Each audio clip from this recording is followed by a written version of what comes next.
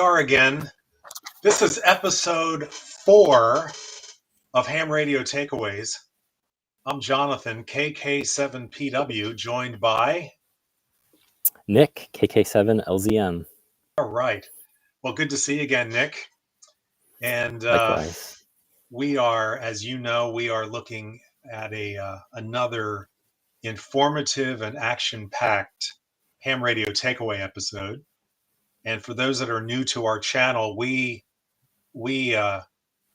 produce a Ham Radio Takeaways episode once a month, and we have a number of guests and a number of topics, and it's a lot of fun. And actually, in complement and in parallel to this video, we also have a website. Nick, tell us just a bit about what audience can find on that website. Yeah, it's hamradiotakeaways.com, and we sort of post information about each of the episodes there, so folks can read a little bit more about what the episode's all about. Yeah, so it serves as our archive, and you can see past episodes there. You can find us on YouTube, and every month we try to mix it up with different speaker topics and just different things to talk about. So it's all good and it's a lot of fun. So this month is no exception. As usual, we will have a visit shortly with Dave, Alpha 7 X-Ray, who gives us his 10-minute training episode or feature that we refer to as the double X factor. And then we have a guest speaker that we'll talk about in a little bit. And yeah, so a lot of other things. And we'll end our show with a little demonstration of VarAC, which is a nice HF digital mode to play with. So we'll do that. Yeah, I'm really looking forward to learning about that. Yeah. All right. So the first thing is, just to get us going, what we usually do is touch on a few QSL cards that depict some different types of HF radio contacts that I've made over the last, well, let's put it this way. These are cards that I've either received over the last month, or I've just had them in my pile and I rediscovered them. And sometimes these QSL cards take a long time to receive. But anyway, I just thought it gives us a little opportunity to travel the world via QSL cards, just like we do with our RF radio frequency airwaves. Yeah, it seems so like half the fun of QSL cards is sharing them with other people. Yeah, I mean, they're like they're like postcards that people used to share from their travels. And whenever I post on Facebook or whatever, I do hashtag RF travelogue, because it's sort of like traveling the world by RF. It's a lot of fun. All right, so my first one is, this is Oscar Hotel Zero Victor, and a radio club that is off the coast of Finland in the Åland Islands. And this particular QSL card, I know it's hard to see on camera here, but one of the radio ops is way up on there. I'm going to say 200-foot tower, maybe, or something. It's way up there. Mm-hmm. But it's a picture of them, probably with a drone shot. Yeah. Of them tweaking their beam way up in the air, looking out over the Åland Islands. So now this one was awesome particularly tower. Yeah. Now this one in particular, I worked them in 2014 and 2015. So it's been a number of years. I didn't just get this recently. This was one of those ones I found in my pile. Both CW and sideband, both on 20 meters at the time. So this was when if my memory serves, the sunspot cycle was not as strong. Signals were challenging. And for us in Seattle to work that latitude in around Finland and off the coast, at least for me at the time anyway, this was before my hex beam. It was a bit challenging. So that was a fun collectible, and it's nice to work islands to add another islands on the air feature, to collect IOTAs. So that's kind of fun. Mm-hmm. All right. The second one, which I did receive more recently, is another island. We're now heading to the southern hemisphere, Hotel 44 Mike Sierra. And Bernard is German, lives in Germany.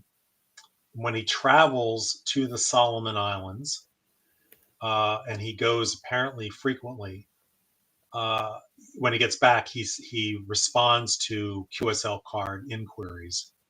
So I had to wait just a short period of time, really.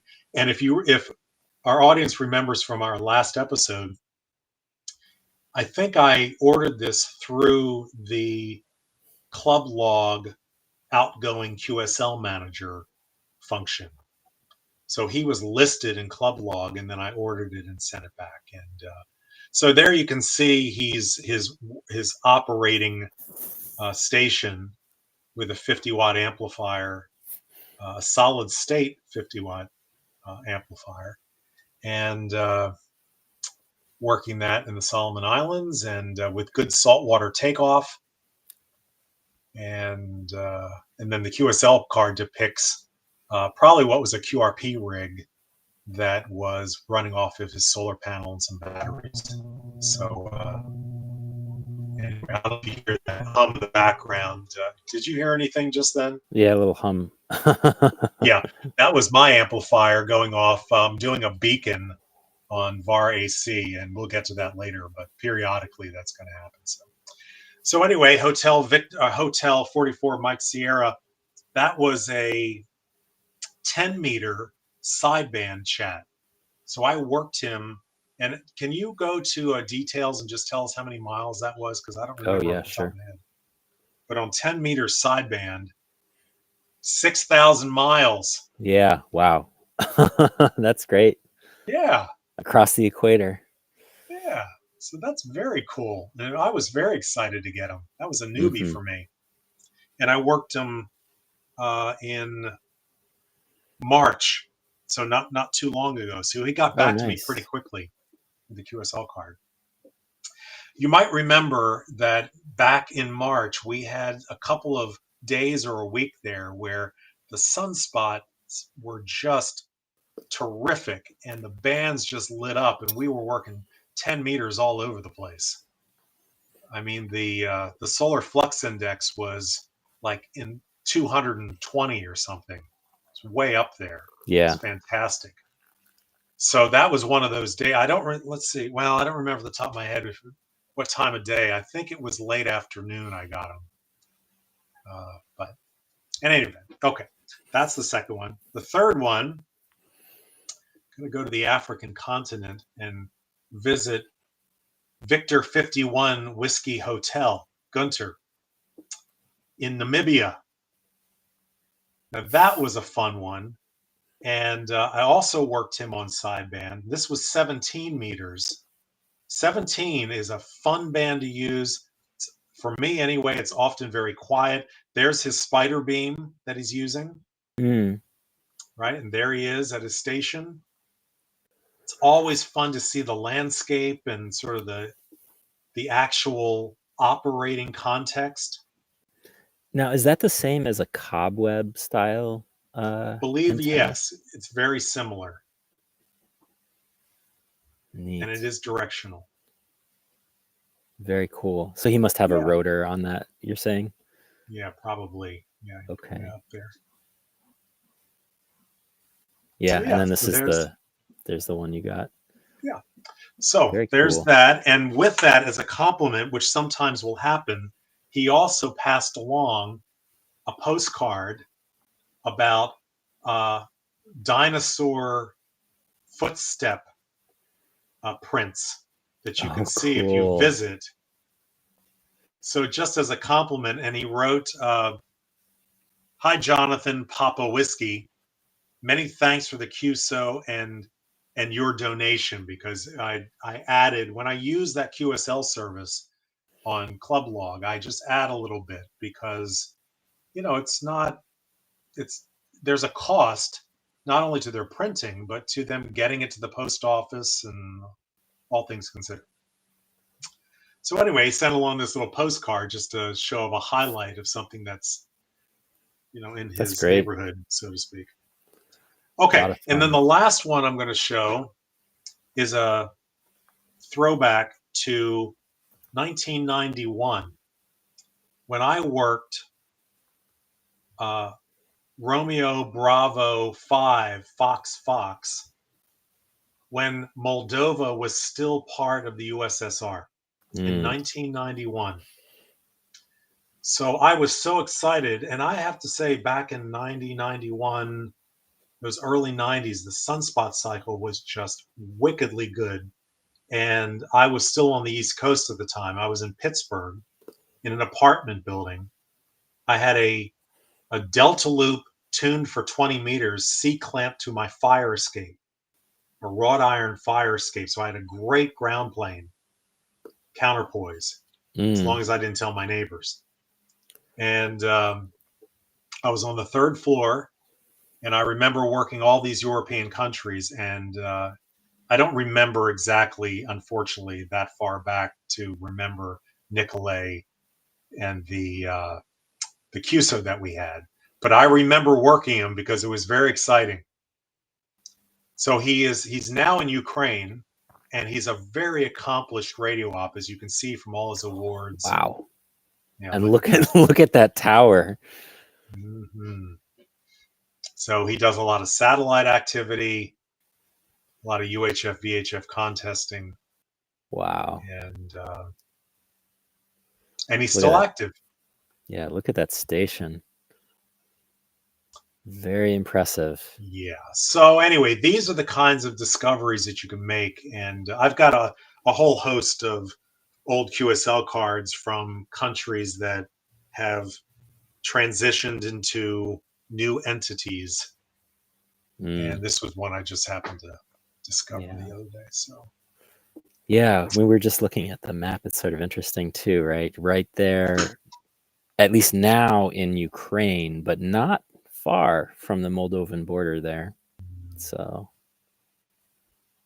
pretty interesting. Yeah. So, all right. So there you have it. Those are our QSL quickies for this week, or this month rather.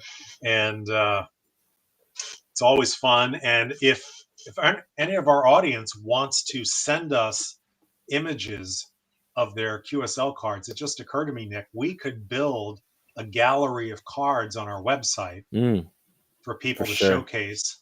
Oh yeah, that would be great. It'd be great to take all the QSL cards that we've been showing and have them arranged somewhere on the website too, so everyone can. We'll do it. So why don't we do this? Let's just actually on the spot formalize this a little bit.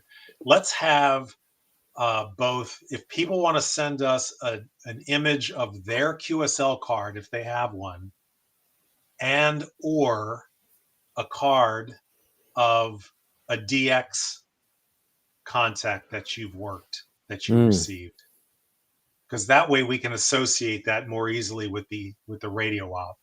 Yeah. And then we'll feature it on our episodes. Oh yeah, that'd be a lot of fun. Yeah. So we'll show your QSL card and your DX achievement on our next on our future episodes, and then we'll put it on our website. Sure. Yeah. And I mean, people can always just leave a comment down below, and we can get in touch that way. So that would be great. Yeah, that'll be a lot of fun. Cool. A lot of fun. All right. So let's did you have anything else you want to mention, or did we go to our next segment? No, I think we're ready. Yeah. Okay. All right. So what we have up next is Alpha 7 X-ray and his XXFactor episode. So Nick, why don't we get in on that now? Yeah, we'll see what that's all about. All right, welcome back, everyone. And as we have in the past, we have again Dave Alpha 7 X-ray, who represents our 10-minute training segment, and more specifically delivers the XXFactor, which we like to think of as those insights that are derived from amateur radio theory and science and just intuitiveness, let's say, some combination of all of that that leads to our greater understanding as to how the mystery and the magic of amateur radio may work. And by the way, everything that Dave talks about is also supportive of the technician and general class training material. So this is valuable content in a variety of ways. And Dave, it's always a pleasure to have you join us. So, what do you have for us this time? Well, thank you, Jonathan and Nick. It's a pleasure to be here. So, today we'll talk about polarization. And so, as we talked about last time, this is an electromagnetic wave with a magnetic field in red, in this case going horizontally, the electric field vertically. And by definition, the polarization is the orientation of the electric field. So this is a vertically polarized radio wave here. And so this AM broadcast antenna, because it's oriented in this direction, as the same as the electric field, is vertically polarized. If you take a dipole antenna and turn it vertically, you would end up with a vertically polarized wave. If you have it horizontal, it'll be horizontally polarized. So that's pretty straightforward. Uh, for mobile operations, portable operations, we tend to use vertical polarization because it's omnidirectional in the horizontal direction. So remember that the signal strength looks like this, like a donut. And so that works well. Doesn't matter if the person you're talking to is left, right, or front, back if you use vertical polarization. And so it's important to try to match the polarization like this. So you're operating portably, you want to hold your antenna straight up and down like this so that your electric fields match, and not do this kind of thing where you cross polarize. You'll lose a lot of your signal strength doing this. Now, just how bad is it? Well, it's not so bad if you just turn your antenna a bit. We see people do this all the time. This is my daughter Meredith at the Harvest Festival parade, I think this was. And you lose some signal strength by holding it this way, since the repeater is vertically polarized. But it's not that bad. If you do the math, which I did here, basically the cosine of this angle, the electric field drops to 59% of what it would have been if she'd held it straight up. Power drops to 35%. And what that translates to is, well, you've lost 4.6 decibels. And the range is 59% of what it would have been, just taking into account the inverse square law. It's actually not quite as bad as that when you take into account ground reflections. But so, basically not the end of the world. We see people doing this all the time. Picture the people, the managers at Costco wandering around with their handhelds. They're always holding them, cockeyed. As a ham radio operator, I noticed that. But it's not that bad at this kind. Um, Adeline, this is my daughter Adeline, did an article that was in QST from January 2019, where she tested this and tried, well, you, has a transmit and a receive antenna where she changes the polarization of one with respect to the other. And you can, if you really cross polarize, you can lose a lot more than the commonly stated 20 decibels. You'll hear people throw out, oh yeah, if you're horizontally polarized when the other antenna is vertical, you'll lose about 20 dB. Well, yeah, that might be kind of a typical number, but you can lose a lot more than that if you really work at it. And she did. She, using a spectrum analyzer, was able to lose up to 46 decibels. But that's almost perfectly 90 degrees, off angle. And just to put some numbers on it, so at 0 degrees, you don't lose any signal. 30 degrees, yeah, you're not really losing very much. 45, you lose half your power. It's actually not, it's just not the end of the world. But once you get down here, to lose 20 decibels, you'd be 84 degrees oriented compared to the other antenna. So getting pretty close to 90. And if you really work hard at it, you can lose 60 decibels maybe, but it's almost impossible to lose the signal entirely. Okay, and you probably wouldn't even notice unless you're at the fringes of reception. If you're holding your radio at, say, 45-degree angle, uh, in the majority of cases, you wouldn't even notice. But if the reception is getting scratchy, I would really, pay attention and hold it straight up. Now, this crazy diagram is a helical configuration showing what the electric field orientation looks like with something called circular polarization. So what I showed you before was linear, just vertical or horizontal. But if you rotate the electric field, you'll get circular polarization. So it's still varying sinusoidally in amplitude, but its orientation is rotating around and around. And this can be very useful. At first it seems confusing. Why on earth would you want to do this? But there are several applications where this is very handy. How can you produce such a radio wave? Well, one way is to use a helical antenna. So you have some sort of a ground plane here, and then simply a helical antenna. A common way to do it is with crossed Yagis like this, where you have, a horizontally polarized Yagi antenna interspersed here with a vertically polarized one.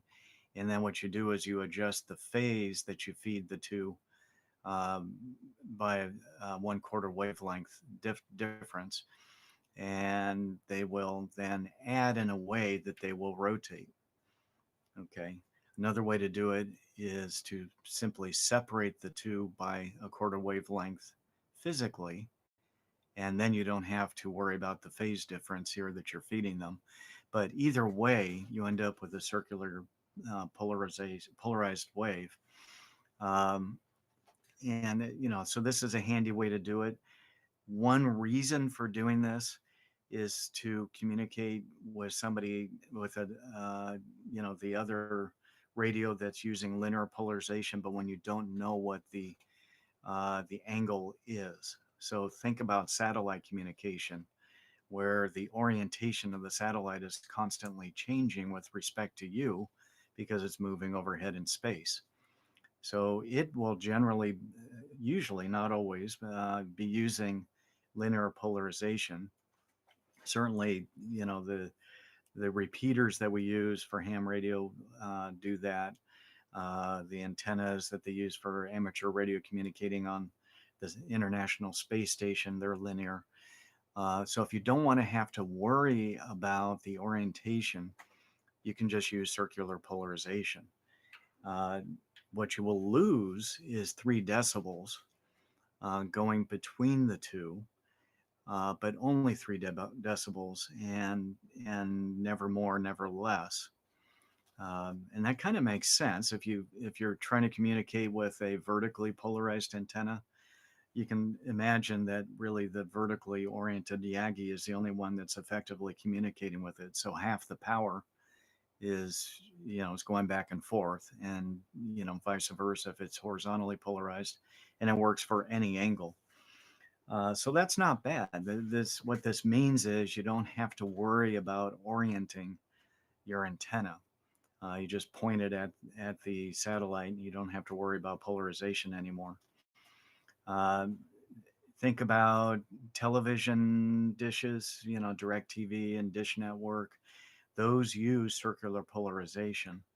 And part of the reason for that is that, picture the homeowner mounting their dishes all over the place, cattywampus on a roof somewhere at various slopes and whatnot. You can have all kinds of different polarizations if you're trying to rely on linear polarization. So they just go straight to circular.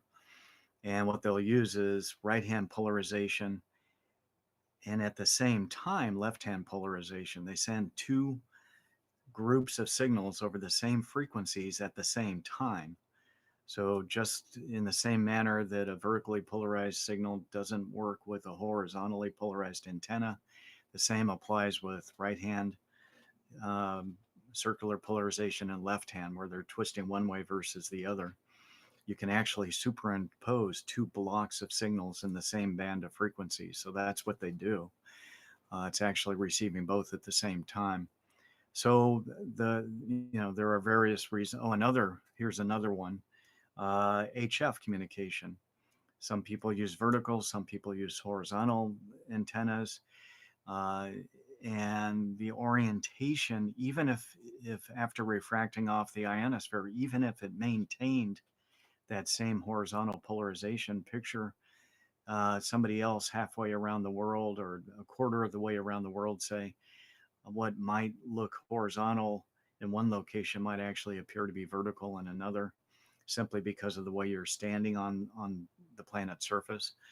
Um, what happens, fortunately, in the ionosphere is something called Faraday rotation, where uh, even if the signal is entering in with linear polarization, it will cause it to rotate, and so you get a circularly polarized signal. It's actually more of elliptical polarization, but what that means is that it doesn't matter whether you're using vertical or horizontal polarization with your HF antenna. So that's what I have on polarization. Great. Well, Dave, thank you for that. Your content there reminded me of a recent experience that we had on 10 meters during our 10-meter gathering every Monday night at 8 o'clock. We try to take Mhm. advantage of the what we're now experiencing to be, if not the peak, at least higher performing bands given the state of the sunspot cycle right now. And on 10 meters at nighttime from Seattle, we are routinely getting into New Zealand and Australia, upwards of 7 to 8,000 miles away. And so, a couple of weeks back, there are a number of us on the 10 meter gathering crew that show up that have Yagi antennas and a couple that have verticals. Mm. And typically, we might expect that when the Yagis are pointing at New Zealand, let's say, the station will hear us let's just say, hear us well enough to have a QSO relatively easily. And then when the verticals get on, it's a little more challenging. But Mm. I have to say that we were pleasantly surprised a couple weeks back when the verticals got on and they were heard loud and clear, and conditions were quite favorable, even despite the fact that the verticals didn't have the directionality as the Yagis do. So, Yeah. anyway, yeah, go ahead. Yeah, no, that's interesting. And, partly that has to do with gain, of course, but you raise an excellent point. In general, the signal is coming back to Earth with elliptical polarization. It's not going to be a perfect circle. So it may be oriented better for horizontal or vertical, depending, how that ellipse is oriented. So that is another factor for sure. Yeah, and last thing I'll just say is that what I really enjoyed about that is because there are many radio amateurs that, for whatever reason, where they happen to live or the conditions of where they live, they can't put a little mini tower or pole up and put a Yagi up. They can only put a vertical up. Mm. And this is an example on 10 meters at nighttime where a vertical will still get you around the world. Mhm. You can work some solid DX using a vertical antenna. Um, Yeah. anyway, so for folks back home, that Monday night 10-meter gathering is 8 p.m. Pacific time on 28.420 megahertz. And I think anybody is welcome to join. In fact, it's very exciting to have folks that aren't just in the club join those, right? Yeah. And you can also try to listen in on us via WebSDR. So if you go to WebSDR and choose the band, in this case, the 10-meter band, if you can hear us, let us know, because that's also fun to hear who can hear us wherever they happen to be. Yeah. So, well, Dave, thank you very much. If our audience wants to know more about this topic or others, where can they find more information? So we have a website at W7AW with lots of educational material on it. The lectures for the technician and general class that I put together are on there. There's a bunch of educational things and links. Nick, I know, has put up a bunch of stuff. So check out our website. Yep, that's w7aw.org, and we'll put the links down in the show notes below. That's great. Well, Dave, thanks again, and we will see you next time. Sounds good. See you, Dave. Okay. 7-3. Bye-bye, you guys. Okay.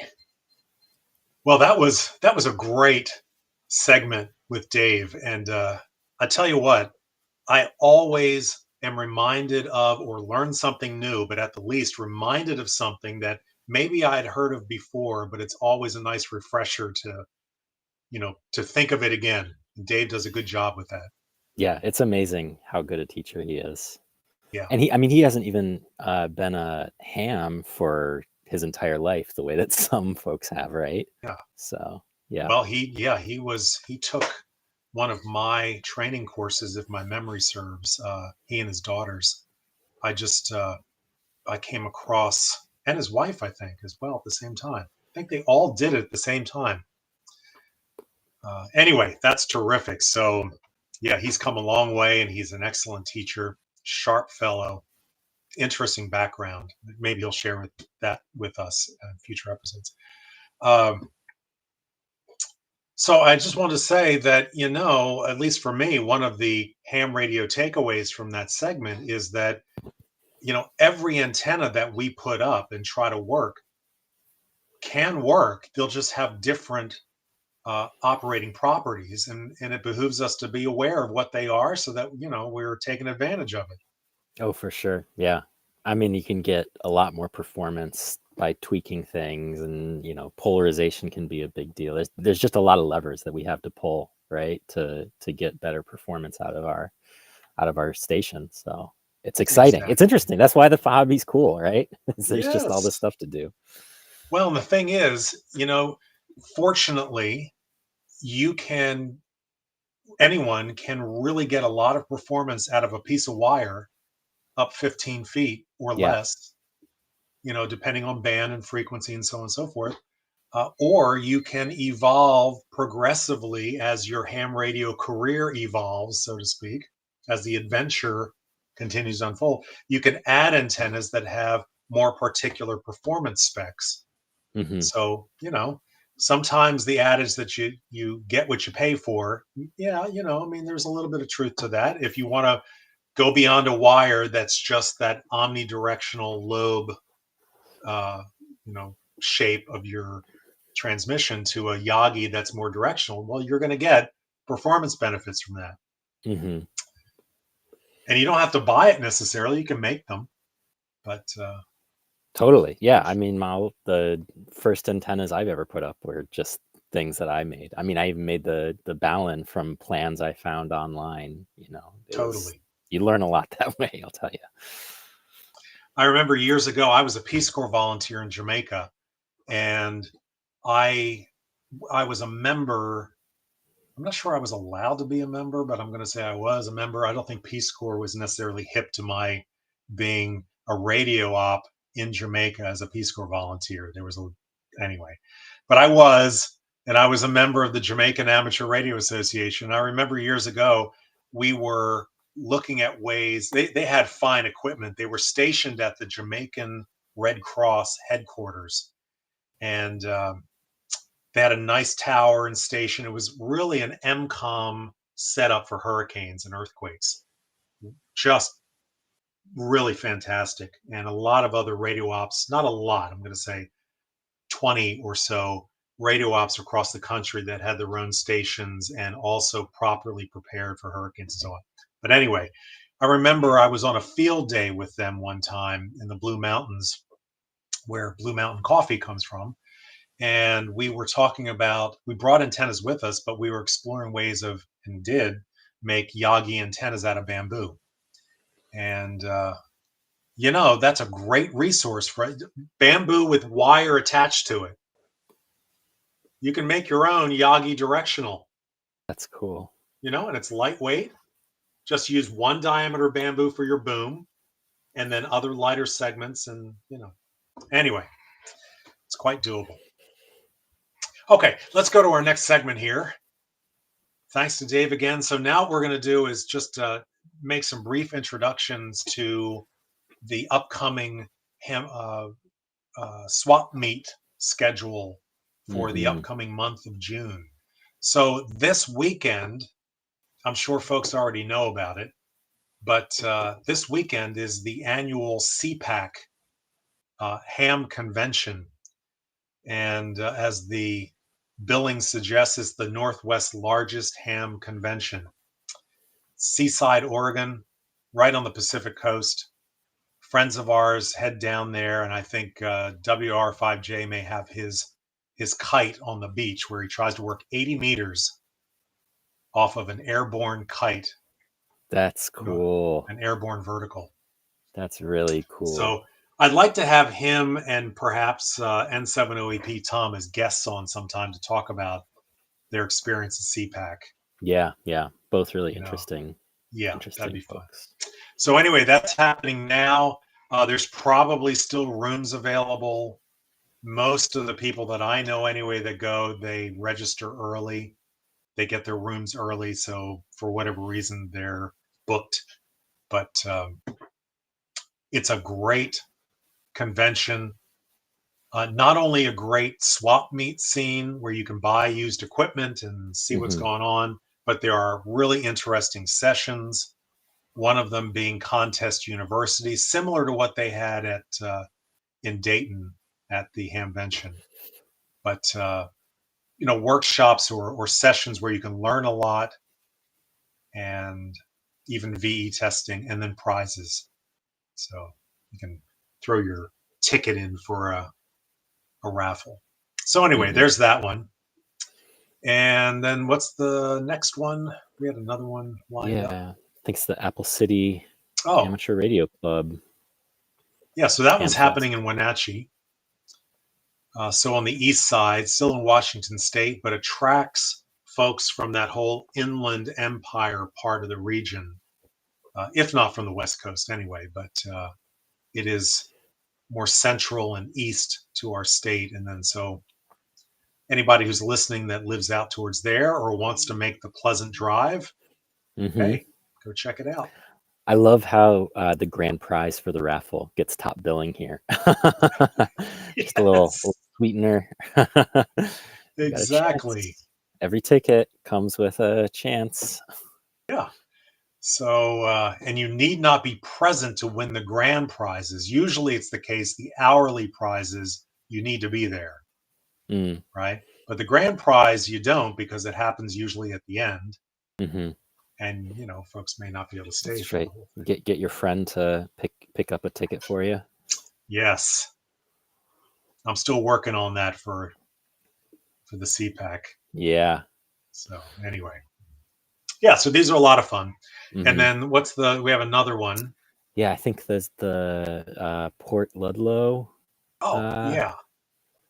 So Port Ludlow is hosting a swap meet.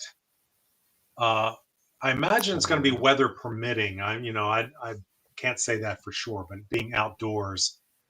But it's a great opportunity to go and check out all kinds of used equipment. And there's the flyer. So look at that. It's got a nice spread and lots of parking, easy to get to. that being out on the Olympic Peninsula, we have to take a ferry to get over there, but it's a pleasant drive. Yeah. Yeah, Port Ludlow, that whole area is really nice. I mean, if you're not on the peninsula, it's such a beautiful way to spend a weekend, to get out there and see some of those sites anyways. And here's an opportunity to pick up some more ham gear, right? Yeah. Now, the thing about this, and like most of these, if not all of these swap meet opportunities, is that, if you're wanting to add just another feature or another dimension to your station when you're on a budget, you can find good deals for used equipment. Like if you need that tuner that will handle 300 watts, or you're looking for a boat anchor receiver that gives you just a different look and feel of a receiver from a different era.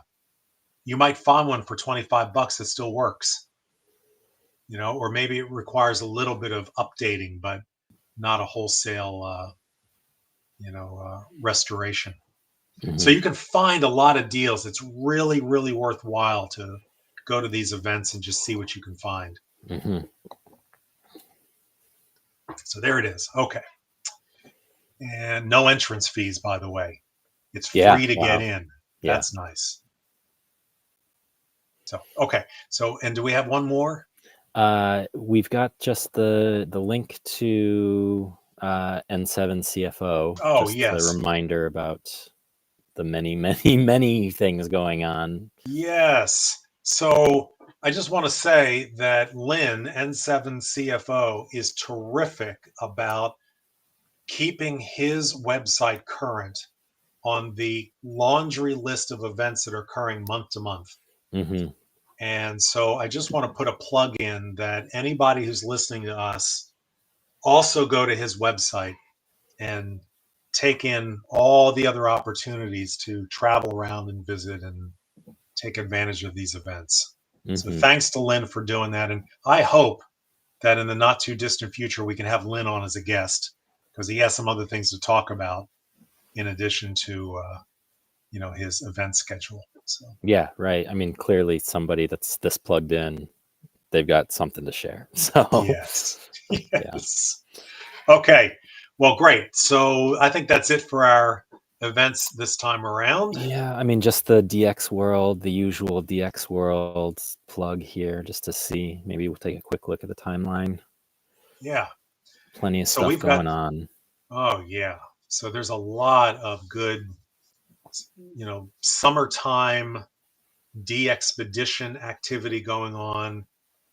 And let's scroll down a little bit. For those of you, So for those of you that are doing island on the air collecting, there are a lot of islands out there to choose from. And depending on where you live, your propagation, your access to these island locales might be a little easier in some ways, some directions than others. Different times of day might be easier than others. So it's really important to jot down, go to this DX World website, jot down those that you have interest in, go to their website, check out their operating times, and then figure out what times might be best for you. Yeah, right.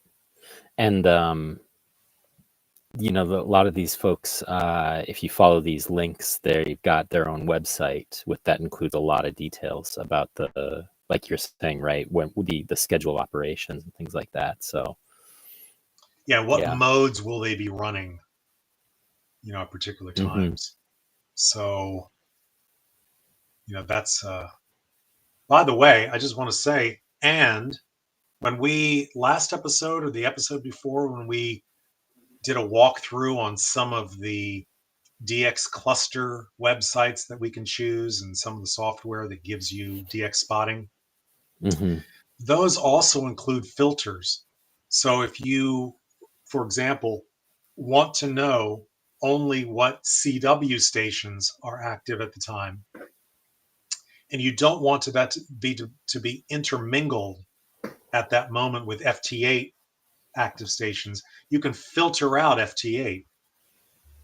And then at a future time, if you're into FT8 and you don't want to see the CW because you've already worked them or whatever, you can bring the FT8 back. So that's a way to declutter what is a disaggregated, just, any popcorn, anything that shows up on the DX spotter. You can filter it out and organize it. So anyway, so there's a lot of good things there. And let's go to that spread, the Gantt chart thing. Oh yeah, let me just pull that up here. Just see what that looks like. Yeah, it's such a nice visual. Yeah. So these correspond with some of the ones we just saw. Looks like we've got the JD one is Asiagawa, Japanese.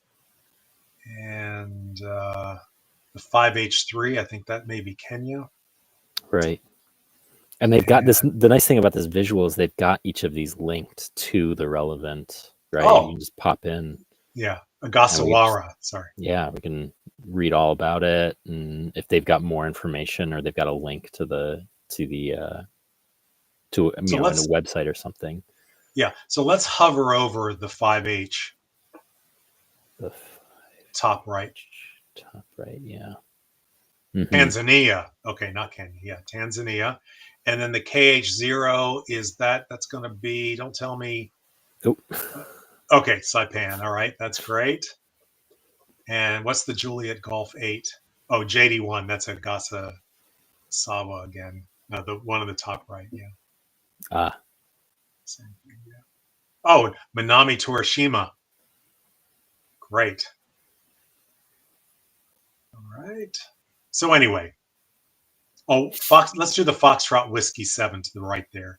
Green to the right. Yeah, Wallace and Fortuna. Yeah. All right. Great. So lots of good, tasty DX coming up. And we'll report back on what we worked, hopefully. All right, let's go to our next segment. Yeah. Great. So I think next up, we've got our feature interview. That's right. Yeah. So let me just say a couple of words and then I'm going to pass it to you. So for our featured interview, Nick was lucky enough to facilitate an interview, and I won't introduce her yet. I'm going to let you do that. But just to put this in a bit of context, the interviewee is affiliated with the Pacific Science Center, who we, as the West Seattle Amateur Radio Club, recently entered into a partnership with because they applied with us as a co-sponsor to the Amateur Radio International Space Station program, or ARIS. And fortunately, the Pacific Science Center was awarded one of two of all the science centers in the U.S., one of two awards to be permitted or to work the International Space Station later this year. Not only is that a prestigious award and really terrific, and its value somewhere in the order of like $35,000 to pull together all the logistics to work the space station. All that aside, what's fantastic about this also is that it's a great opportunity for kids and for parents and everybody else to witness amateur radio working the International Space Station. Yeah. And by the way, other things to come even after that event. So this is an exciting interview. And so, Nick, I'm going to pass it to you and maybe say a bit more about who this person is and where it is, and then I'll let you just take it away. Yeah, sure. So this is Chloe Bolduc from the Pacific Science Center. So she runs what's called the Tinker Tank, which is their maker space there, and it's sort of where they where they're doing all the coolest hands-on stuff. And so she never had done anything with amateur radio before, and then learned about it and thought this would be a great thing to get involved in. And she now has her license. That's right. Yes. So KK7 RLL.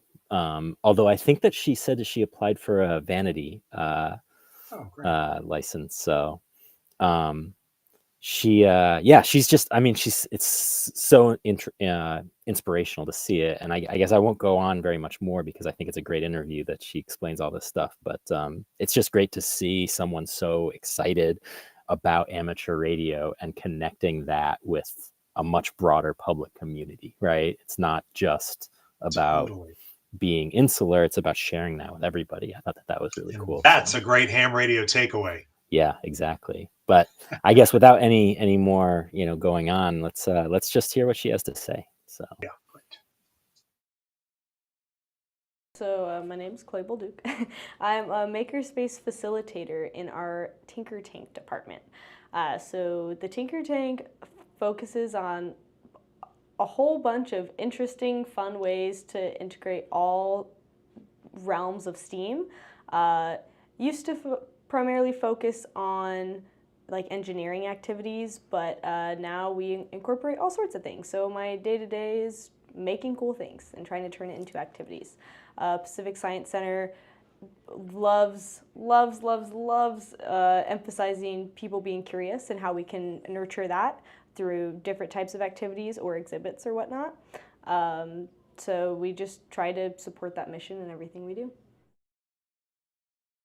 So within our makerspace is where all of our equipment lives. We've got a Glowforge laser cutter, and we have about 9 or 10 3D printers. They're Dremel. We have silhouette vinyl cutters, and a sewing and serger machine, and a spinning wheel, soldering irons, small scale wood shop, small scale technology shop to try and fix electronics and whatnot, jewelry making. Pretty much every tool and activity you can imagine is available for staff right now. Mm-hmm. On the floor, we host a range of facilitated versus unfacilitated activities. So we have a sushi Lego belt that rotates cups of Legos all around, so anybody can build whatever creation they're interested in. And we have Rigamajig, and for the last, since I've joined and since before I joined the team actually, there's rotating monthly activities that emphasize design cycle thinking. So this month's activity is cardboard couture. So we've got all cardboard and compostable materials, and we provide a few equipment items like cardboard shears or trauma shears to cut through the cardboard. We've got some safe slicing tools with ceramic blades rather than X-Acto knives, and we're stepping back a bit on this activity and seeing just what wearable items people can create. So we have a youth development cohort on site. It's called Discovery Corps, and they work with high school teens who essentially apply for a job here, and that job is to have a position within the cohort and go through the youth development curriculum, so it's a paid position.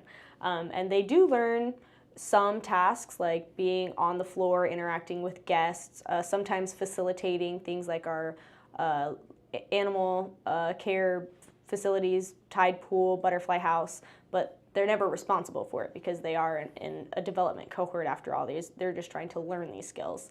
And then they also have curriculum within their office where it's just the cohort itself learning various professional and scientific skills.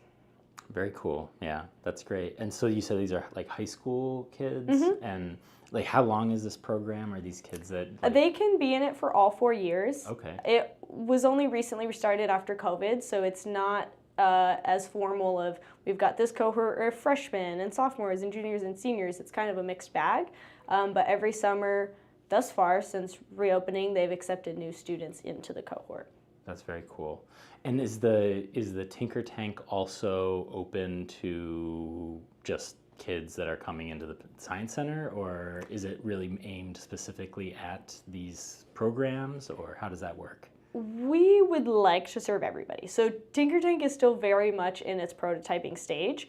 Throughout the next 3 years, we're going to be going through major building renovations where the goal is to become a community makerspace where public can walk in or get a membership to access all of the tools that staff are currently using. To start prototyping, opening that up to youth, we're starting with Discovery Core, inviting them in sometimes. They're getting pretty good with our 3D printers. We also have a cohort coming in from the downtown school nearby who comes in every Friday afternoon, and they're learning various tools too. And we've told them all, we made it clear, hey, we are guinea pigging all of you in different ways, and they're totally cool with that. They just come in interested, and then as we figure out what works and what doesn't, we might invite a public cohort in maybe in the mornings or something, so it's not as chaotic and we can really focus on that. ARIS is really cool. So it stands for Amateur Radio on the International Space Station. It is a program hosted by NASA that grants educational organizations to make a contact, a 10-minute radio contact via amateur radio with actual astronauts on the ISS. And it sponsors these organizations to do so for free. You may have to pay for things like equipment, but overall the contact, you write a proposal. They choose whether they want to select your organization based on how much you want to teach students about amateur radio, and then you're good to go. And who's the audience for this? So it really depends on the educational organization. Typically it's going to be schools, and primarily even public schools, so their audience is going to be students at the school. Maybe they invite their parents or nearby schools to come watch the contact since it's a big and exciting event.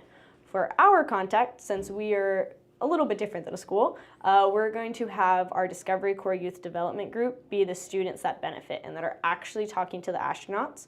We're going to be inviting our summer camps that have followed a related curriculum to maybe view some of the activities that DC, which is Discovery Corps, are doing with Tinker Tank, and if DC feels comfortable, they could facilitate those activities later with camps. And then in the audience, you know, attending this big event is going to be the public. And people interested in amateur radio already, people who have no idea what it is, but they think they want to be interested in it.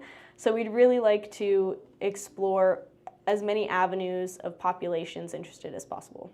And is this also going to be live streamed or available? So it's going to be in our lecture space, which has live streamed multiple events before, so we're very comfortable with just whatever we put up on the screen is also going to be sent out to maybe our YouTube channel or other avenues of live streaming, and that's going to be through our theaters department.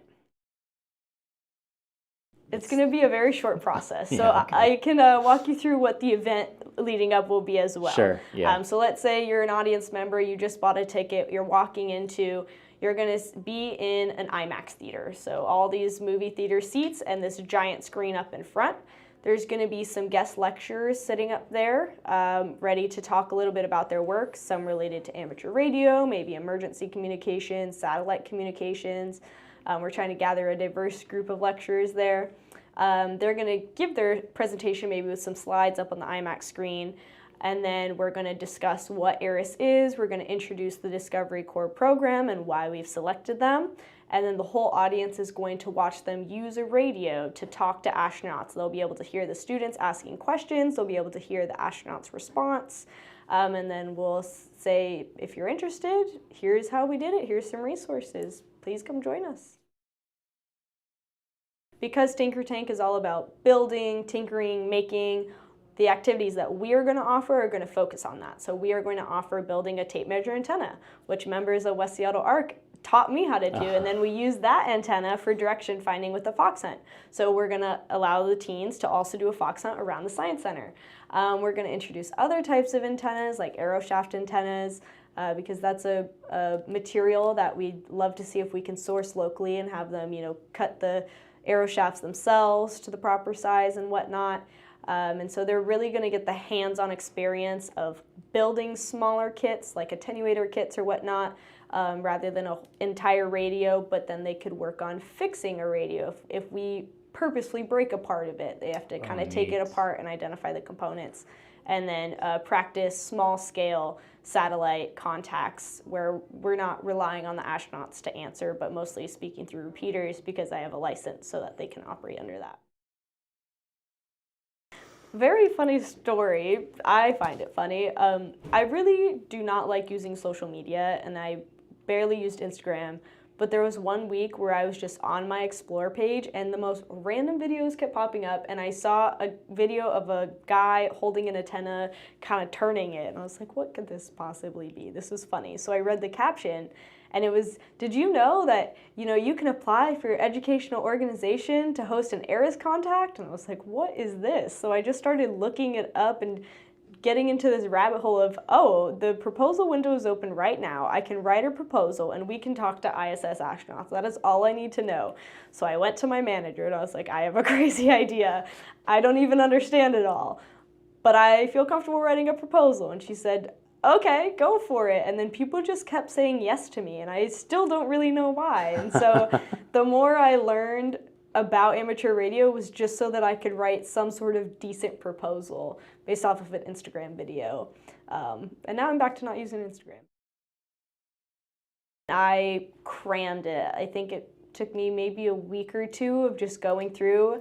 I was doing it at work, outside of work. And it was fun. It was really interesting to learn so many acronyms and numbers and whatnot, but that worked for me to do it quickly. Yeah, and now when I see it in documents, I'm like, oh, I know what all that stuff is.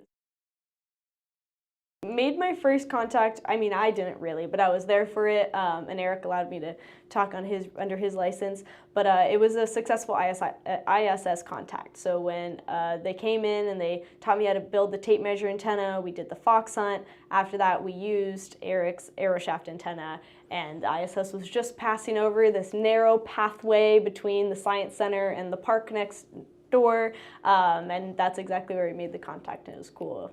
Yeah. And I don't know if you said this earlier, but what's your call sign?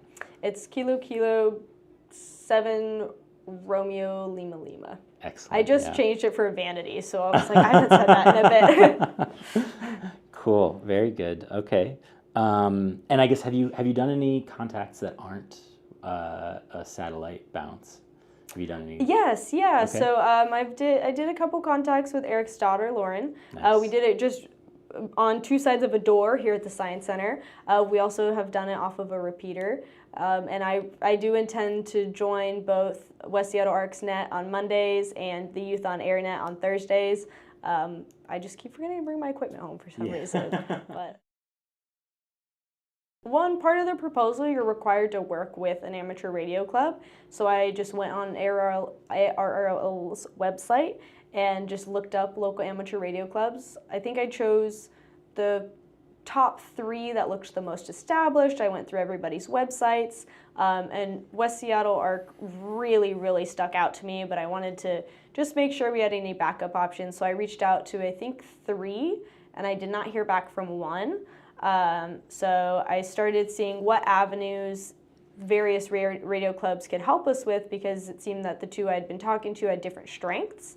And so after just working through the proposal, getting approved, after West Seattle ARC had already done so much for us in helping me learn about amateur radio very quickly and get the license, it was apparent that they were committed, that they were happy to be involved, that our interests aligned very well, so it was an obvious choice to keep moving forward. We haven't had our contact date selected, and that makes it very difficult to know when to start curriculum, because not only is Tinker Tank providing hands-on activities, DC also has formal curriculum that they'll be delivering, all related to space weather and satellite communications, and just any really topic that they felt was important to pull in, as well as our camps department that will be somewhat involved in the event and attending and really shadowing the DC youth. They've got a Mission to Mars camp, and so they have to know when to start that so that the end of the camp is attending the event. And that's really difficult to know when to start everything when you don't know when it ends. But in the meantime, we've been very busy, so things have been moving fast in the sense that we had to develop an equipment plan and submit it to ARIS and say, this is the equipment we're going to be using, this is how we're going to be using it. We had to meet with the theaters department since it'll be hosted in a theater, and then we found out we had to actually meet with the facilities department because they're in charge of the roof. So just lots of meetings and figuring out how to get all the information we need, as well as checking in with ARIS every 2 weeks to describe to them how we've started delivering content and what our plan is for how to really space that out at a good frequency. So it's been busy in decision making, and then as soon as we get our contact date, that's when it'll start to pick up even more, when we're like, okay, we're in this month, that means we can start now and do an activity once a week or whatnot. Do you know when we'll find out? We don't. So we get two mentors. We get a technical mentor to help with equipment and technical aspects, and we get an educational ambassador mentor who has been the main point of contact for their own educational organizations, successful ARIS contact. And I reached out to that ambassador and said, how long did it take you to find out? And she was like, really short notice. They tell you what month that your contact will be in, but there's no confirmation that they'll tell you within a specific time frame. And then as soon as they tell you your month, 1 week before your contact, they'll tell you your contact. Okay. If that makes Great. sense. So like it could be, I guess we know that it will be in the second half of the year, is that right? Yes, yeah. It'll be earliest July, latest December. Okay, but it might be June and they say, hey, by the way, it's going to be next month? Yes. Wow, okay. So we have to be able to just be committed to rolling out those activities and making sure that everybody is getting quality content. Lots of ways. Eric took charge of developing the equipment plan, which is extremely helpful. And just really been a main point of contact, not just for the club, but for other people that we've branched out to. We're interested in inviting folks from Seattle Auxiliary Communication Services, or working with local amateur radio distributors to see if they'd be interested in highlighting some aspect of their equipment or whatnot. And so he's been making a lot of connections between me and those other contacts. He's also had a lot of experience working with scouts and the mountaineers, and so just giving tips and tricks of how to get them interested, and establishing the Youth on AirNet so that our DC kids can see that other kids outside the Science Center are also using amateur radio if they're interested in getting their license. Using his daughter as an example a lot has been really cool, because then she can come and share her experience, so that's a much closer connection than just hearing about scouts we might never meet. So in all sorts of ways, and it's been extremely helpful. Yeah, and I guess so Eric mentioned to me that he's meeting with you regularly, is that right? Yes, every Friday. Okay, very cool. We try to combat different issues that come up, like facilities and the roof access, installing the antenna, and then in the future, again, some of that equipment, just various things. So yeah, the main radio that we'll be hoping to use is going to be the ICOM 9700. And what's really awesome about ICOM is that they're a local business. And so that was a contributing factor as to why we decided to use that. And we're trying to use as many components from ICOM as we can, but they don't distribute everything. For the antenna, we're actually going to be attempting to build it ourselves within Tinkertank. Wow. So one department that's been involved through this proposal process is called Digital Discovery Workshops. And they film digital workshops in their digital lab downstairs, and they distribute them to classrooms on our YouTube channel. And they're granting us access to their lab so that we can film our own workshops. So if we go through with building this antenna, we're going to be filming the whole process and distributing it on YouTube as like here's how we prepared for our ARIS contact, and try to do as much of it on site as possible. So that would be really exciting, and our plan is, if we can't really build it and have it up and running by June, we'll go with a commercial one. And we've got that backup option for sure. But we're going to have a 2-meter Yagi and a 70-centimeter Yagi. Great, so it'll be Yagi, that's fantastic. Yes, okay. Yep. However, if we are building our own, one consideration we've made based on some information we got from Will was a helix antenna, a 2-meter helix antenna with like a spiral coil. Oh, sure. So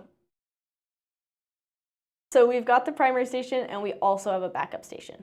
And that's required from ARIS, and they also require but request that you do as many test runs as possible with your primary station leading up, making sure that everything is working, you've problem solved everything, also test your backup station just in case. We've also got a landline just in case. So they really, really, really want to make sure that everybody's selected contacts are successful. And we would use slightly different equipment. So far, our plan is to potentially use Eric's station that he has at home on a loan, since we don't have an intention to use it. But if that's something that we may need to purchase our own, we would probably use similar equipment. Surely the astronauts are not going to be available for practice runs, right? So that'll mostly look like using the repeater on the ISS and talking to people through the ISS. And again, the director from ARIS made some great suggestions on how far we can try to extend our reach with those practice runs to really try out the system. So that'll, once we get the antenna installed, we're gonna have everything very easily accessible to pull into the lecture space, but it will not live there. So we'll have to schedule it out. We might invite small groups like the DC cohort to witness these test runs, make it very clear you will not be talking to astronauts because they're very busy people, but we could talk to people all around the world through this repeater. We're very interested in future endeavors, and we're actually going to be using ARIS as a way to gauge interest. If we have a lot of people attend the event and then ask us for resources later, we could potentially provide a sort of workshop style informal education to get them through licensure, or just even tuning a radio to see what they pick up, what they can hear, but without transmitting. So we're definitely considering it, and all of the equipment that we would use in our primary station, we are interested in keeping that as that later permanent station. So we've got this giant curved IMAX screen down at the bottom of the theater, and in between the seats and the screen, that's what's considered our lecture space. So we've got a set of gates that we can move back for people to sit in. There will also be that radio set up for when it's actually being operated. And then the audience looking up at the screen will have a video of the ISS looking down at Earth, going over its orbit. We're going to have a video of the antenna on the roof actually moving and operating with the rotor control. We're going to have the ISS orbit path like splayed out. The cool thing about Tinker Tank activities is we kind of keep them in a rotation. We don't always bring activities back, but we always have the materials and any sort of like lesson plan available. If somebody's interested in pulling out an activity, we could do it as a short-term like innovation station. We can turn it into a long-term, monthly unfacilitated activity. So all those sorts of activities with antenna building and Fox Hunt, we're going to have the equipment ready to use whenever we have a group interested.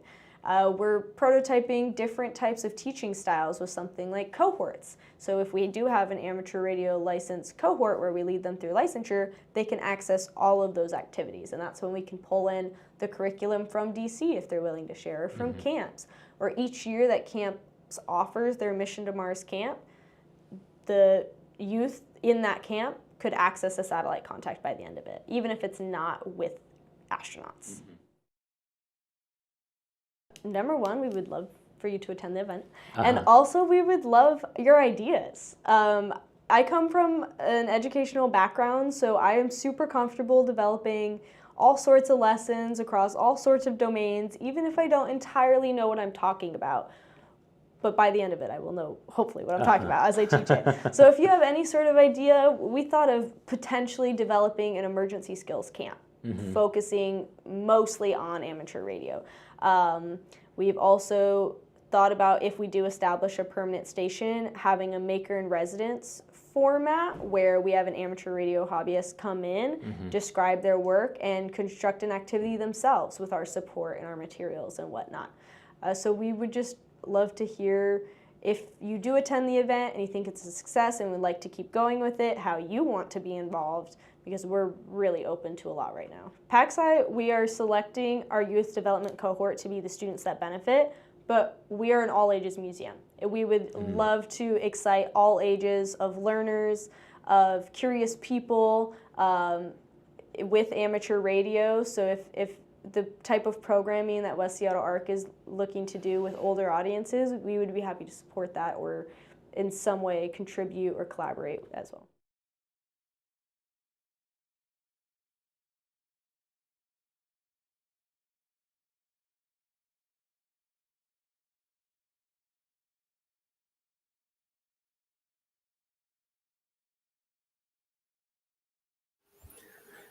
Yeah, that was great. I really love listening to Chloe talk about this stuff. She's so passionate. For sure. One thing that I wanted to add actually about that, at the time of that interview, we hadn't heard when the contact is going to be, but since then, Eris actually let us know that it'll be we don't know this particular day, but it'll be the week of August 12th. So sometime during that week. And so now we have that. They're starting to figure out and schedule all of the other different pieces of their programming. So it's very exciting. It's just, just around the corner, not much more than a month away. So yes, very exciting. And, a unique opportunity. This is not something that happens all the time. Yeah. So it's also, just as another point of update, that thanks to Ray Novak, N9 Juliet Alpha, he's their senior sales rep for ICOM America. And he and they have been generous to offer equipment for this initiative and likely ongoing for the Science Center to advance amateur radio activities beyond the ARIS event. Yeah, it's fantastic that they've been able to plug into the community that way. Yeah, and they're neighbors. I mean, ICOM is based out of Bellevue. Yep. So it makes good sense to partner, be that way. So fantastic. Well done, Nick. Thank you for sharing that, and I look forward to more of those updates as we continue. Yep. Great. Okay, so let's see. We have one last segment for our show, and we'll just spend a little bit of time on this, but I'll share screen. And let's see. How do I do that right? There. And I'm going to show this one. No, that's not the one I want. Hold on, sorry. I have to choose the right screen. Here it is, this one. Voila. Okay, can you see my screen? Yeah. Okay. We're looking at VarAC. We are. So what I thought we would do is just do a quick run through on this. And what I forgot to mention, Nick, but we should probably have the VarAC website up. If you could you bring that? Or I need to stop sharing. So let's put that on our... I can swap to mine. Okay. If you want to see. Yeah, I just thought, it might be nice for everybody to know that once they hear a little bit about this, they might go ahead and go to the website and download this program for free. And and my apologies if you're hearing lawnmowers in the background. Just as we're doing this, we have some lawnmowers. Okay, but anyway, it'll be short-lived. So you download this, and the creators of VarAC are very active. They also have a Facebook group, and I believe also a groups.io. So lots of community out there. It's a well-supported program, and it has evolved beautifully over the last few years. I've been using it now for, several years now. So one of the things I like about VarAC is that it builds on the VARA platform. I know it's off screen right now in my window, but can I share one more of my windows? Can we add another one here, or is that the limit? I think just one at a time. Okay, that's from fine. Each of us. Well, it's the same sort of data window that the VarAHF or even VarFM shows when you download and install that. It gives you the waterfall and then the data. Yeah, that one. The data diagram of how the data that's being received is being presented and its quality for reception. So when you launch VarAC, you're launching the VarHF, assuming that you're working HF bands. You're launching that simultaneously. So you get both of those packages open together. The setup on those is the same as one would set up to use VarFM or HF anyway. So that the good news is that it's very similar. If you've already learned how to set up and operate using those modes, how you set up VarAC is very similar. So the learning curve is not as steep. So it's quite nice. So what I like so about it's sort of like so the other place that I know Vara from is WinLink, right? And this is using Vara as like the kind of the highway that we put all of our messages on, and then Vara is responsible for getting it into RF, right? And so in WinLink, it's carrying WinLink stuff. In this case, it's carrying VarAC stuff. Is that right? Yeah, messaging essentially. That's in a different format than what WinLink can do. Although WinLink does have a person-to-person function, but this one is neat because it's high speed depending on propagation. It has automatic error correction, which if audience remembers from whenever we did in the past, I don't know if it was last month or the month before, we did a quick overview of JSA call.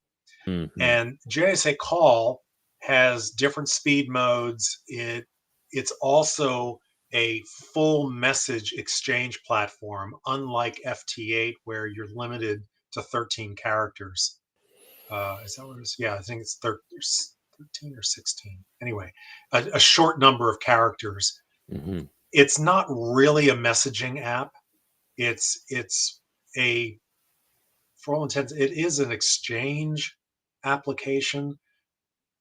But my feeling about it is that it's really more about a propagation testing app with different modes that allow you to send and receive information. But it's really a way to reveal how well is propagation getting you to another part of the world. So VarAC is truly like JSA call, but in a different way, not as high. JSA call has different speed modes, but it follows the format framing that the JS. I'm getting mixed up here. The FT8 JTX format that FT8 lives in, Whisper lives in, all these other formats. So it has that 13-second cadence.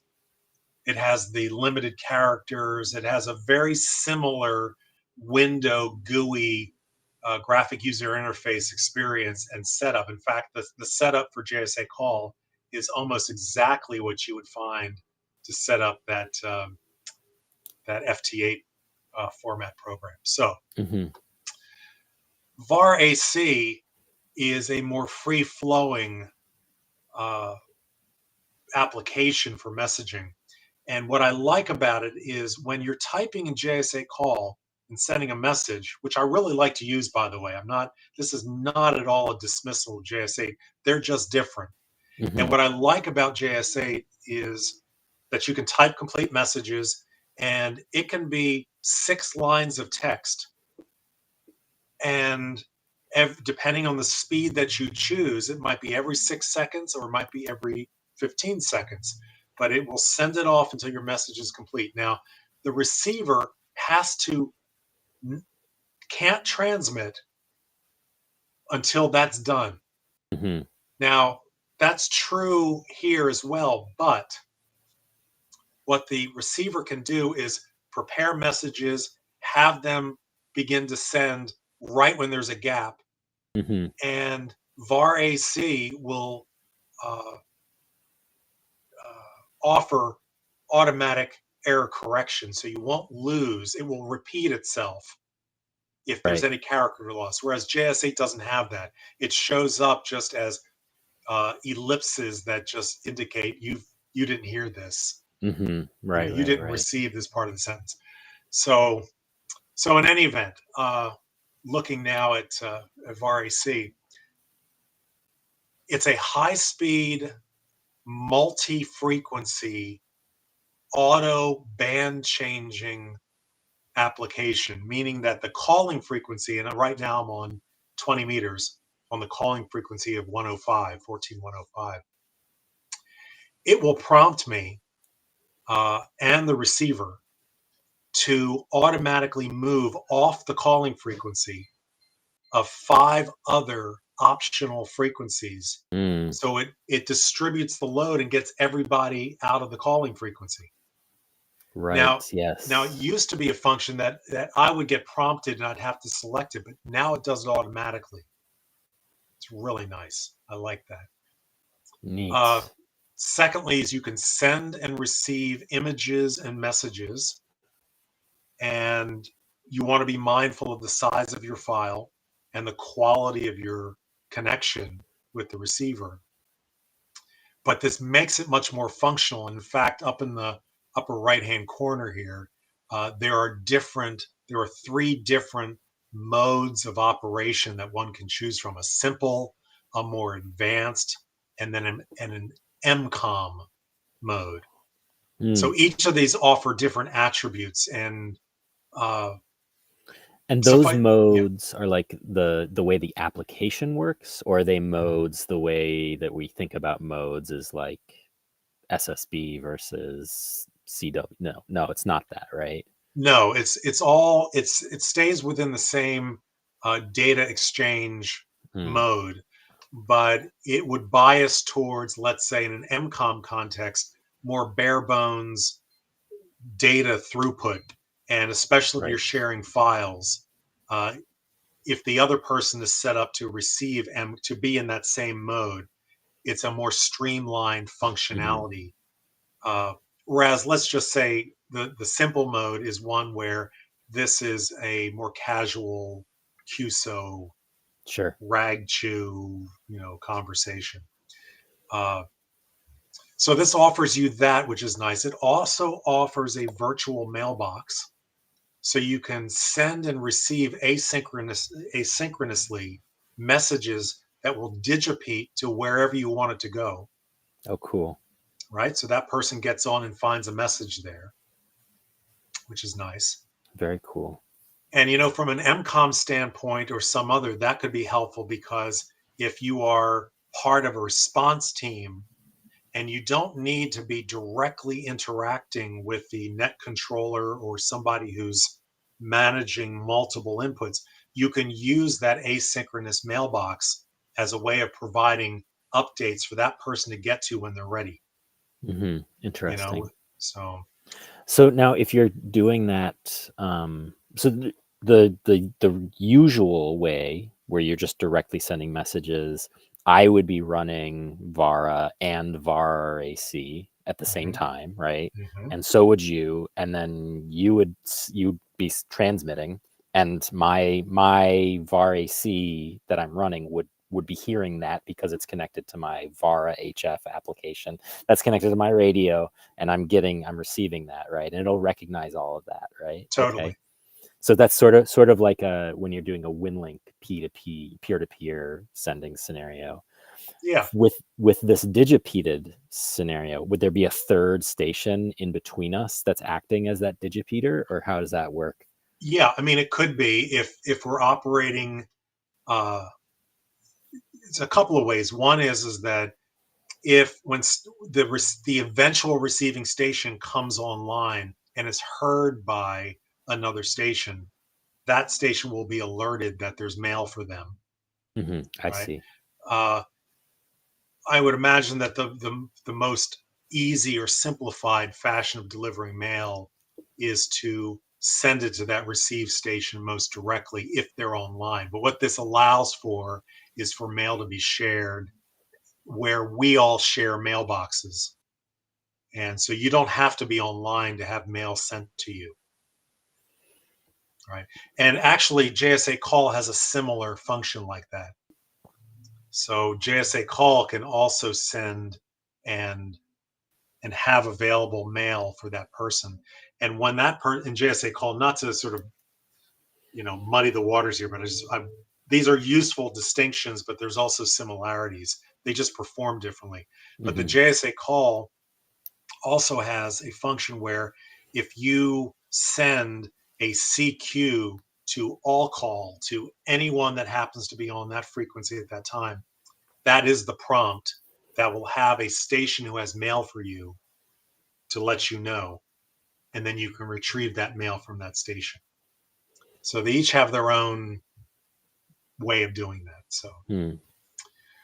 So in this case, you can see on mine, I've been throughout our show today, I've had this on. I've been sending out a beacon every 15 minutes. You can change that time frame. I have about 6 minutes here until my next one. And you can change if that's too frequent and you don't need to do that. I was just doing that for our purposes so that we can see this. And then before we started this segment, I did try to I sent out a CQ and see if anybody would respond. And this is the incoming station identification window. And then this is the actual message response from that station. So once I connect with someone and they start to send me information, this is where this will show up. The station will automatically populate this row of cells. It's who they are, their signal strength, their location, their QTH, and so on and so forth. There's even a function baked into JS8 that is akin to a profile of other interests. So it's a way of starting conversation. It's, if you run out of things to say, like what's the weather, and whatever the typical questions are, if the person on the other end, like for example, I self-report that I'm an academic, I do research in certain areas. I also have interest in organic farming and gardening. I use a hex beam, blah, blah, whatever. Well, those persons knowing that, they're like, now that's interesting. Say more, but what is that? I used to, and it's a conversation starter. Sure. Yeah, for sure. So it's a nice feature that the creators of this baked into it. So, and then down in this box right here, you can type your message and you can hit send, and what will happen is it will begin to show up here as the forthcoming transmitted message. So you can have a whole series of these things and there will be an interaction, which just is a different cadence of exchanging information. So it's kind of nice. Neat. So, and it looks like it connects to a logbook too. Is that right? So yes, so you can log your contacts. That's cool. And does it do its own logbook, or is it able to connect to other logbooks? Both. Yeah. Nice. So you can interact with others. And for me, it's not so much my trying to collect or verify contacts via VarAC. Some may be into that. That's not really what I'm doing here. But what I like to do is keep track of who I've contacted so I can build on conversations that I've had. Yeah. And that's one of the neat, as a relatively new ham, that's been really exciting when I can recognize somebody that I hear, like, oh my God, I talked to that person. It's so, it's really cool. It's really cool. Yeah, I mean, that's a really excellent point because, a lot of amateur radio QSOs are one-offs. And you might have a really nice, lengthy conversation, but once it's done, you may not hear from that person again. Right. So this is a way to get back in touch with them. So with asynchronous mail, they don't have to be online. Say, hey, I was hoping we might connect again. Any chance we could have a QSO on Saturday afternoon? Yeah, Right. that's great. So you can set up a sked. So it's quite nice. It's really a nifty feature and a nifty program. So uh, what I want to do is just show a couple of things here. So first off, the rig control setup is very similar to other programs that are out there. I'm running my 7300 and I'm actually using my Win for ICOM platform. I don't know if I've shown that uh, here yet, but I may introduce that at a future show. That's a really useful launching program that I use all the time uh, with a 30-day free trial. So if for whatever reason folks aren't into it, I think it's $60 lifetime, but it's great, and but I won't take your time on that. So I use that as the sort of foundation launching platform, and then virtual ports to interact with VarAC and then other programs that you can't see off screen that I have running simultaneously. So this setup is pretty straightforward. Typical COM port connection, virtual in my case. The baud rate is 38400. So I'm mentioning this simply to say that if somebody downloads and gets their radio on the air and it's not working properly, you need to make sure that your baud rate matches the baud rate of your rig. Right. So just do that. Mine automatically changes to USB-D. So right. On the radio, it's got to be in the right mode. Yeah. Upper sideband digital mode. And which is just the same as you're going to use VarAC for WinLink or something like that. So if you're because as far as the radio is concerned, it's identical to just using VarAC HF in a WinLink scenario. Agreed.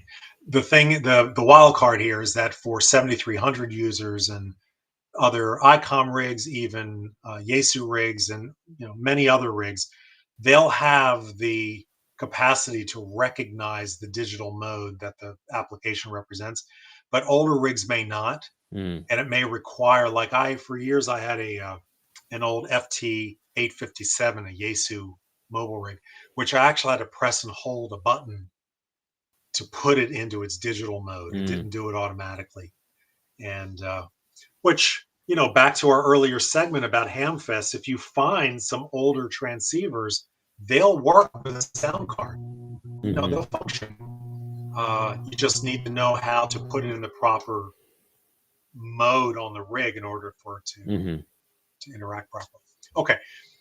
So the other thing I just want to, I guess you didn't see my setup window, but there's also just last thing that I'm going to actually try to operate this, is that I've actually changed the color scheme here because I like to be easy on the eyes in daytime and nighttime. So one format of this that I play around with the colors and whatever I want to do, but I changed these two into matching green. And then these two are a light gray, and I think this is ivory. And it's just easy to distinguish, easy to see. You can change the fonts to red and all kinds of colors, right? But then there's also, under appearance and sounds, the submenu, which I know you can't see, but I'm just going to do it, is you can send this into dark mode. And do I want to do, yeah, I'll save that and close. And that's dark mode. Oh, nice. For nighttime. Yeah. Right. So I like that. Now, unfortunately, the font here shows up in blue. Now, I could go through and put them all in white or something, right? Yeah. I won't take the time to do that now. So I'm going to set it back to the way I had it. And I'll just, it's just one checkbox that you uncheck dark mode. And I think it set my background color back to default. I don't think that I preferred themes. Let's see, I didn't actually save it. Let me try. I'll do another mode of color scheme. That's nice. Mm-hmm. You know, Oh, that's neat. right. Yeah. So all of this is customizable. It's customizable. And what I didn't do on my private is I could have saved my version, you know, and have it become KK7PW1. Mm-hmm. You know, so okay. So what I'm going to do, you can see here, if you can see my mouse, these are all the stations that have been heard for beacons, Mm-hmm. just like I was doing. And then over here are stations that have been CQing and have been heard. This one was 22 seconds ago, or at least, is that how long it was? Yeah, I think so. KD0ETL. I'm just going to call a general CQ and see if somebody comes back to me. Blank that blank. And I'm going to turn so I'm running now about 300 watts on this. And then we'll call CQ and see if anybody comes back. And I have so let's see. You're not seeing what just came up. How do I change the window on this? Yeah, I think you'd have to go back to Yep. the share screen options and. Okay, let's just do that. I will do it because I want to show you another. That's not the one. When I go to call CQ, let's see if this will do it.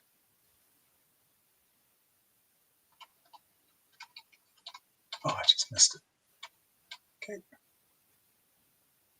All right, it's not going to show me. Okay, well, anyway, when I go to call CQ, what opens is a message box that is telling me that you're about to call on the calling frequency 105.000. Would you rather call on a slot that is one of those 5 other slotted frequency options? And I'm going to stay on the calling frequency because that's usually where everybody monitors, and then we will automatically move to another slot together. I won't lose them or her because we'll move together, which is quite nice. All right, so here we go. We're gonna call CQ. So here you can hear the hum of my amp, and we're putting out about just a little over 300 watts. I'll send a couple of these, and if I succeed in having someone respond, I'll hear a ding dong. There'll be now it wants me to move to the I'm gonna stay on this, just see if anybody responds at 108.750. I think I mentioned to you earlier that I do not always succeed on CQ calls on VarAC. Mm-hmm. And it's not because my signal's not getting out, even though I'm running a little bit of power here. It just seems to me, and my experience has been, is that it's not as active as the JSA call community. And I'm not entirely sure why. It could be that there are a lot of Europeans, maybe, and I'm focused, pointing my beam east as we speak. It should be enough. It'll obviously get me across the U.S. It should be enough to get me into Europe or Africa or wherever, but I'm just not sure how many people are yet using VarAC, so it's hard to say. So I'm going to go back to the calling frequency, and I'm going to move my beam a little further south, now down into the Caribbean. And once that moves, let it stop, and then I'm going to send CQ again. And there we go. So, and we're going to call.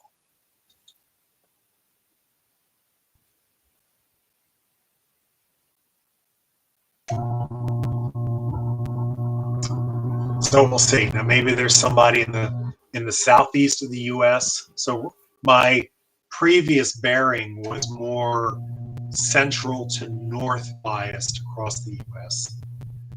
Now I'll be heading down southeast into the Caribbean, a little bit in the western South America, eastern South America. So we'll see.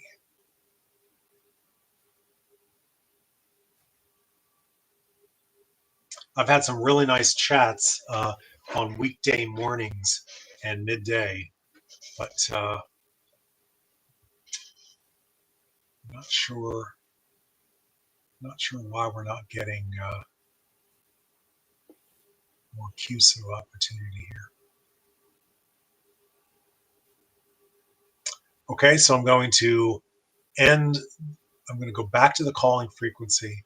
I'm going to end this CQ. You'll hear my call sign in a moment.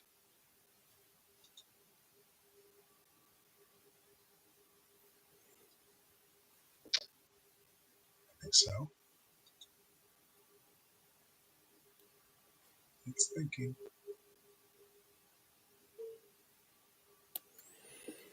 Because I just heard there's W6LVP. I'm going to try to connect with them. Mm-hmm. Here we go.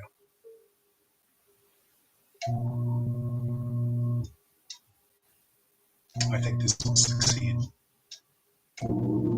Yes. Okay, so we're connected. This will work. All right. This is Larry. Oh, neat.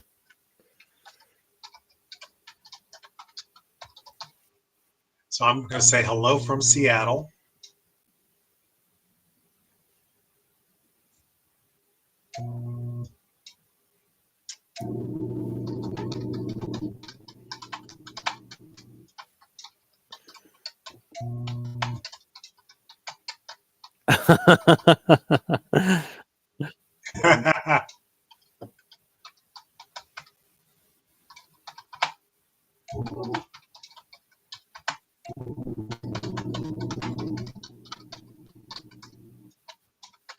Okay, so I'm letting him know that we're taping our show.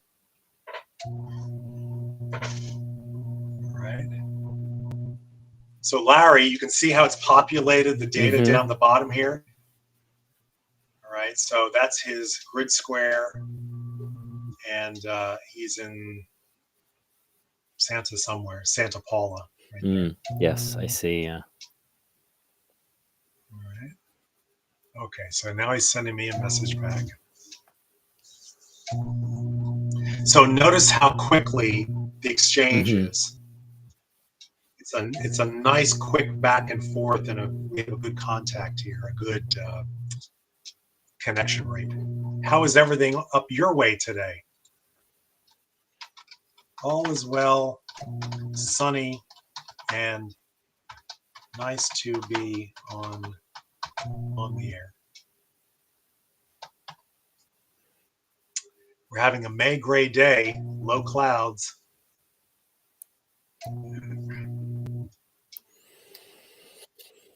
Now, it's probably the case that I don't need to run my amplifier.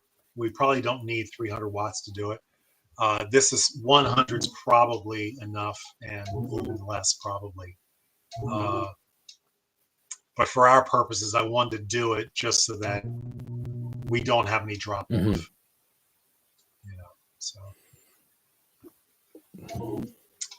I will keep it clean. Excellent.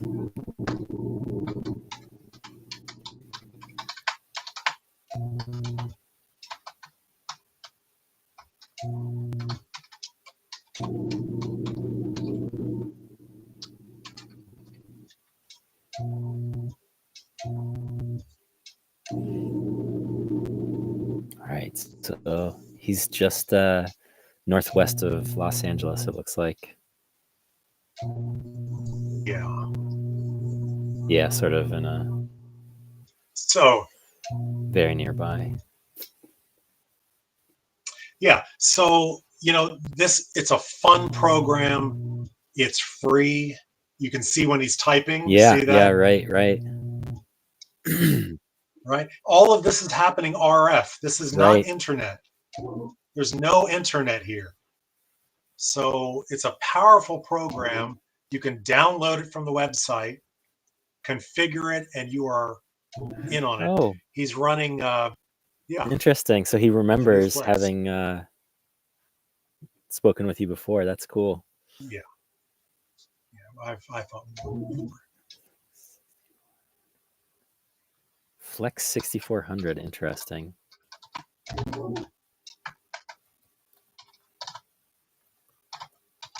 And that's kind of cool, running 50 watts, right? You don't need to run hundreds of watts to make all this work. That's like you were just saying a minute ago. Yeah. Yeah, I could turn my amp off and still succeed here, but I'm just going to do it for the most part.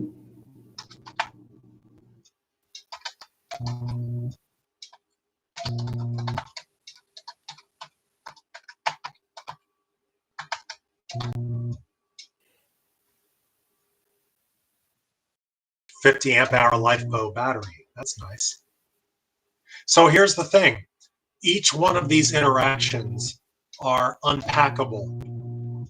You know, they all have different subtopics that is, hey, what's the brand of the LiFePo? Where'd you get it? You know, how are you charging that? You know, each one of these are, you can break them open. Yeah, this is great. And chat about them. Look at that. Antenna is a 6-foot mobile vertical with a Texas bug catcher coil. That's a cool Texas antenna. Bug catcher. I've seen those on trucks. Heard of that. Like, you know, big rigs. The big Texas bug catchers on them. One of them, anyway. Did you see him? Yeah, that's great. Right. Right, sure. I'll tell you what, he can have all of the revenue from this segment. How about that?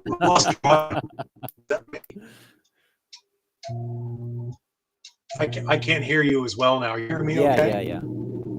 Yeah. Can you hear me okay? Maybe your transceiver is... Yeah, my audio drops, so I'm not really hearing you all. Oh, no, I can still hear you okay. You're coming in good.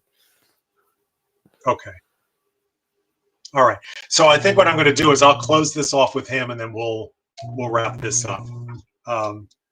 So I'm just going to say, need to run, Larry.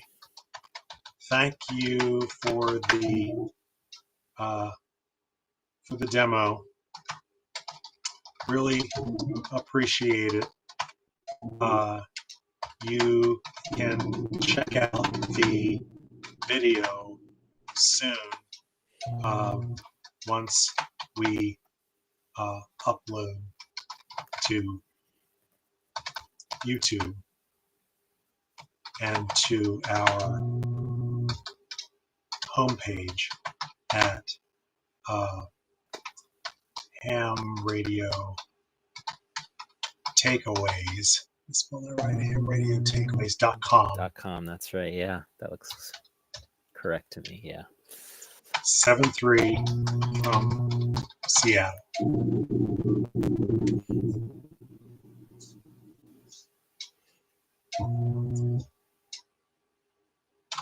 We cover many topics of interest to new and older hams. All great fun. 7-3.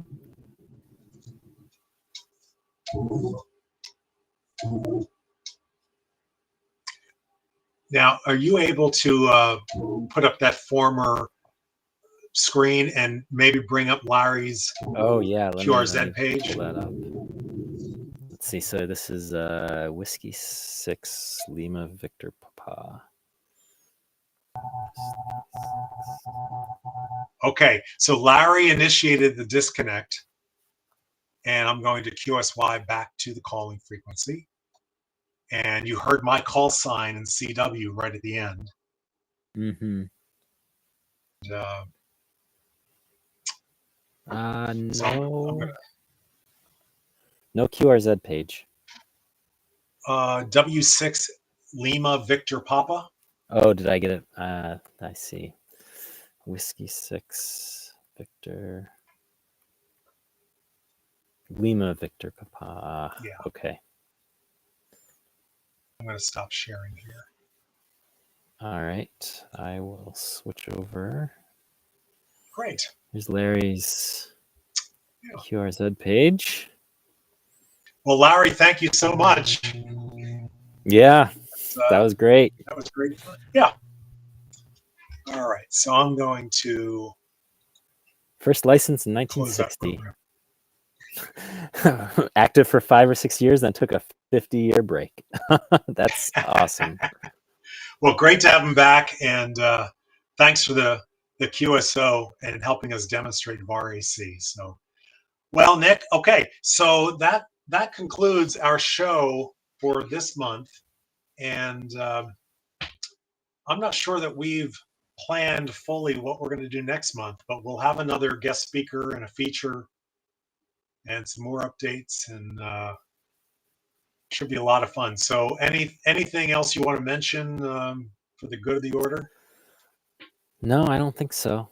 We'll have more information in the show notes below, and if people have any questions or thoughts, or they want to share any of their DX operations or QSL cards, down below in comments is a great place to start that process. So great. Yeah, can you go to our Ham Radio Takeaways website? Yeah. You just show everybody what that looks like, here. And then we'll create a gallery of the digital QSL cards that people send us, and have a gallery of the DX QSL cards that I've shown, but also what people send us. So please send them. That'll be a lot of fun. Yeah, we can add a section here for QSL cards. That'll be great. All right. Well, that's great. Well, thank you, Nick, and we'll see you again next month for another episode of Ham Radio Takeaways.